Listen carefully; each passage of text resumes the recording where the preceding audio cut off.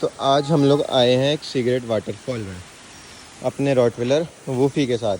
वूफी चल, देखते हैं वूफी को पसंद आता है नहीं आता। तो भाई इतनी मेहनत के बाद हम लोग यहाँ तक आ चुके हैं, अभी भी बहुत बचा है वाटरफॉल।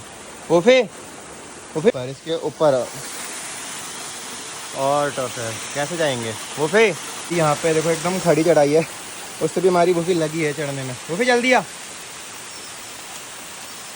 जा जल्दी आ।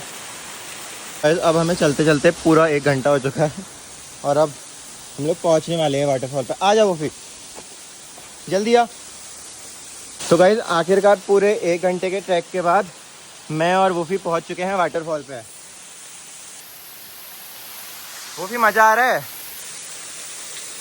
गाइस अगर आप लोग चाहते हैं हम लोग वूफी के साथ ऐसी नई नई जगह और एक्सप्लोर करें तो कमेंट में बताना कि वूफी को तो बहुत मज़ा आ रहा है। ये देखो यहाँ की नहा गया।